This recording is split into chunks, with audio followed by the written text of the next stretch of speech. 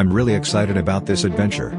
A chance finding of an open gate afforded us the opportunity to sneak a quick ride through the ruins of Napa Soda Springs Resort. The ruins we found fascinated me, but left me with more questions than it did answers. I had to know more.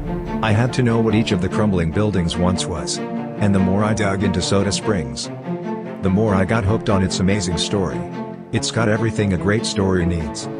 High society, powerful businessmen, and the social pages. Arson, sabotage, and lawsuits. Bitter feuds and mob beatdowns. All set against the backdrop of natural beauty, where a special water bubbled from the ground. This is the story of the rise and fall of one of Napa's greatest forgotten wonders called Soda Springs Resort. I've always wanted to see the ruins of Soda Springs, or as locals call it, the castle. But access here during my lifetime has been risky and difficult.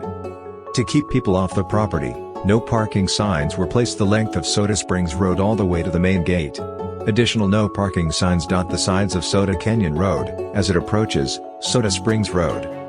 These efforts meant any visitors to the ruins would face a long hike up to the locked main gate, or risk alerting any patrolling law enforcement to their presence. Alternatively, access to the ruins could be made by trudging up the steep hill through the weeds from Soda Canyon Road. The Soda Canyon entrance was known as the Owl Gate, due to the large carved wood owls perched atop the pillars.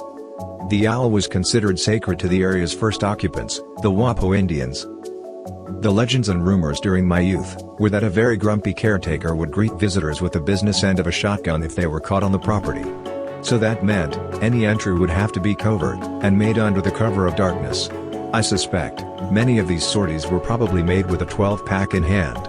Sadly, in recent years, fires have now claimed the remaining buildings on the property, including the caretaker's house, as well as another occupied estate on the property. Soda Springs, and Soda Canyon in general, are no strangers to fire. In fact, it's a pretty regular occurrence here. The springs lay in an extremely vulnerable and dangerous location, a steep box canyon with only one way in, and one way out.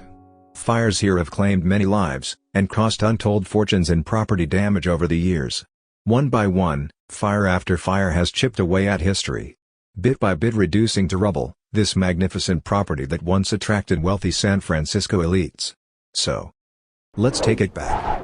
It's August, 1855. Millard Fillmore is the 13th President of the United States. The United States wraps up construction on the Panama Railroad, linking by rail the Atlantic and Pacific Oceans, for the first time. Civil war and a deeply divided nation are still a distant 6 years away. Meanwhile, in a sleepy little valley, north of San Francisco, a dude named Amos Buckman stumbles upon 27 hot and cold springs situated in a deep canyon in the eastern hills, about 7 miles outside of Napa.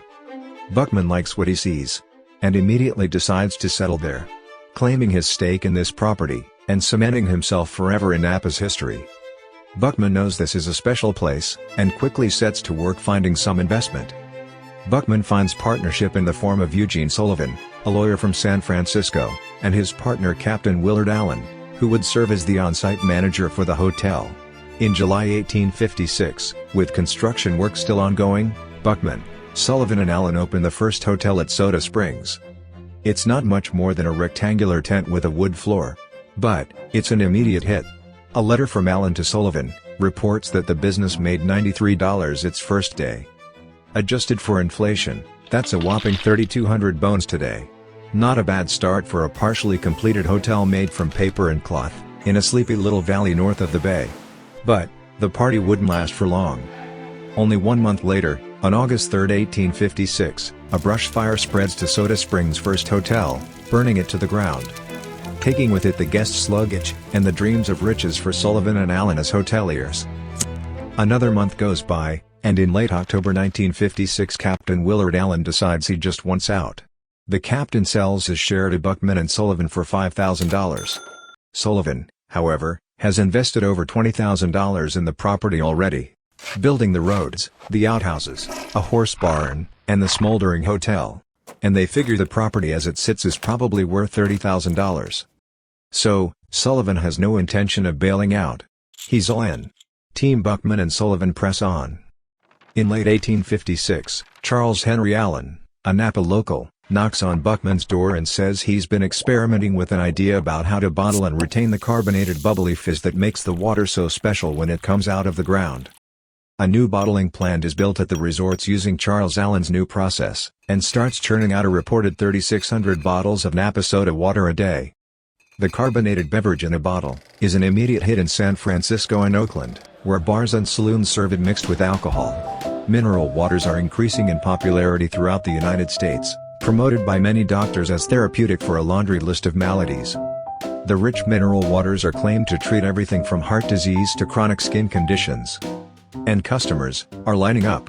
Buckman and Sullivan see the potential of the property not just for bottled water, but also as a destination. Buckman and Sullivan initiate the first legal action to gain official title to the property. Now it's Team Buckman, Sullivan, and Allen No. 2. August 17, 1860.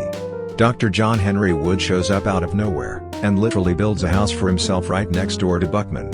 Well, how do you do, neighbor? Dr. Wood claims the land is his, purchased when the title to the land was still controlled by Mexican law in the 1840s. And he has the title to prove it.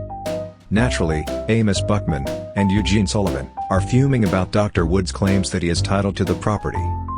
But hey, at least they have their water income.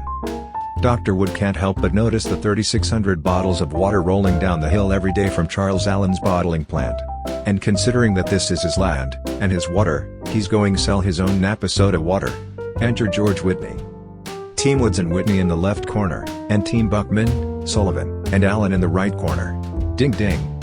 Dr. Wood builds a large stone bottling plant. George Whitney files for a land warrant, a transferable certificate allowing a person to assume possession of a specific piece of public land. And Dr. Wood and Whitney start bottling Napa soda water as partners, in plain sight of Buckman and Allen's existing bottling plant. It's not clear what name was appearing on Dr. Wood's soda bottles during this time. I wonder if he was simultaneously using the Napa soda name as Buckman and Allen. What a mess. Whitney, Dr. Wood, Buckman, and Sullivan are at the start of a very long and contentious court fight over the property. And what a fight it was to be. And so it goes. Think about this. These guys are literally living right next to each other, on the side of a hill, in a deep box canyon. Bitter enemies, passing each other all day long as they work. Each believing he is in the right. Each believing the other is screwing him over. Can you imagine how crazy it must have been there during this time? A constant watch had to be made over property. When one of them wasn't looking, the other would torch or destroy whatever new improvement the other happened to be working on. And for years it went on this way. Whitney and Dr. Wood bottling and selling soda water, while slowly transforming the property from its natural state to a resort destination. Buckman, Sullivan, and Allen bottling and selling soda water, to a perpetually growing customer base. By April 1861, things are really starting to heat up. Buckman heads to Benicia for matters related to the case. While he's gone, Mrs. Buckman and her workers at the bottling plant are attacked, and get a serious beat down. The attackers then take to the plant, burning it to the ground. But Buckman is a resilient dude. Plus, he makes a ton of money bottling free water that squirts out of the side of a mountain. He sets to work, quickly fixing the bottling plant and resumes business. Mrs. Buckman's bruises heal, and the court case rages on. 1862. Oh man. It's getting hot on the hill now. Dr. Wood, Whitney, and their employees snatch Buckman out of his house, and now, it's his turn for a beatdown. I can almost hear Mrs. Buckman screaming as the mob drug him out. Wood, Whitney, and the other eviction expediters are promptly arrested, and given the choice of a $75 fine or a free 35-day stay in the county pokey. My guess is, they paid the fines. Not too long after, and not all too surprisingly, masked men torched the bottling works being operated by Whitney and Wood. Despite a $1,000 reward, no arrests were ever made in the arson fire that claimed Dr. Wood's first bottling plant. June 10, 1863. Late to the game, and clearly unaware, or at least undeterred by the drama unfolding at Soda Springs, a dude named Smith and another named Grigsby set up camp at the Springs. They state their own claims, and make it known that they want their piece too. As far as Amos is concerned, the property legally belongs to him. His partner Sullivan, meanwhile, is beginning to wonder if he has hitched his horse to the wrong wagon.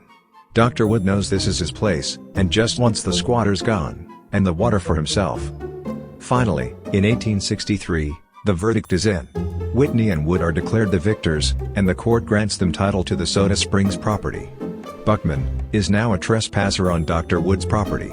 He packs it up and heads south. First to San Luis Obispo, and then on to San Diego. Amos goes on to found Buckman Springs outside of San Diego in 1875, near Campo, and starts all over again. There is a ghost town there now. Dude has ruins all over. I told you he was resilient. Fast forward to 1872, Colonel J.P. Jackson, the then current president of the California Pacific Railroad, visits the property at the suggestion of his father-in-law.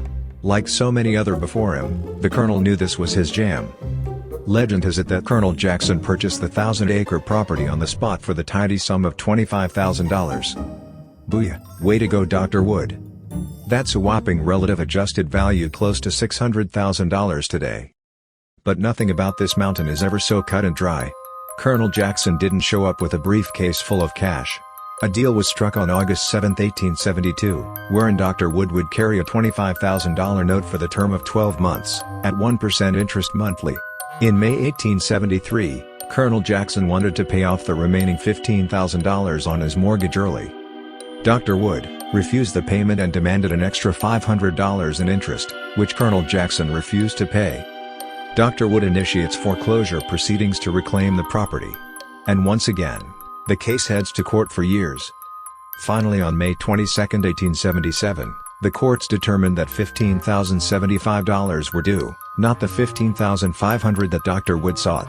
This time, Colonel Jackson wrote a check, and paid Dr. Wood off on the spot.